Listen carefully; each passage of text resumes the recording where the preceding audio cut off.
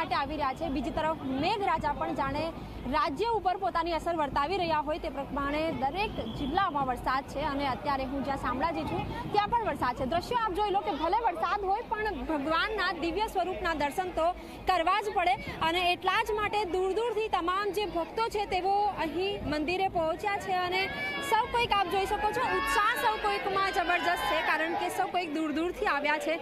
લોકો સાથે વાતચીત પણ કરવાનો પ્રયત્ન કરી છે પરંતુ એ પહેલાં સૌ કોઈકનો ઉત્સાહ આપ જોઈ શકો છો।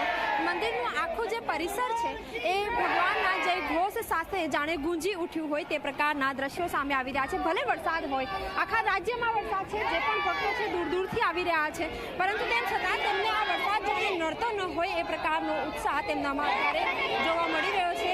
લોકો સાથે વાતચીત પણ કરવાનો પ્રયત્ન કરીશું, એમને પૂછીશું ક્યાંથી આવ્યા છો? કલોલથી અમદાવાદ। કેટલો ઉત્સાહ વરસાદ ના નડ્યો વચ્ચે રસ્તામાં? નડ્યો પણ ઉત્સાહ તો આજે જન્માષ્ટમી છે તો પછી આવવાનું ભગવાનના દર્શન કરવાનું એમ।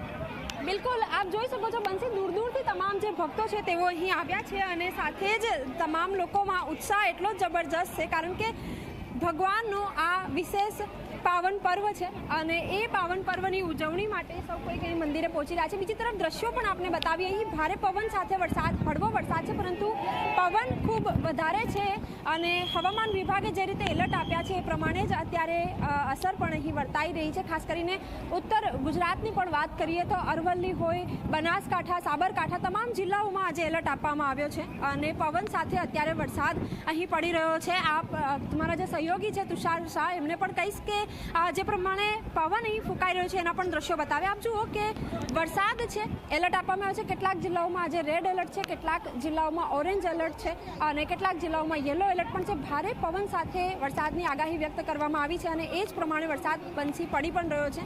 40થી 45 કિલોમીટર પ્રતિ કલાકની ઝડપે પવન ફૂંકાય તે પ્રકારની શક્યતા, તે પ્રકારની આગાહી વ્યક્ત કરવામાં આવી છે અને અત્યારે એની જ અસર અત્યારે વર્તાઈ રહી છે। પરંતુ બીજી તરફ શામળાજીમાં ભક્તો છે કે તેઓ ભગવાનના દર્શન માટે અહીં પહોંચી રહ્યા છે અને વરસાદ પણ નડતો હોય પરંતુ તેમ છતાં આજે તેમને આ વરસાદ નથી નડી રહ્યો કારણ કે ભગવાનના દિવ્ય સ્વરૂપના દર્શન કરવા છે।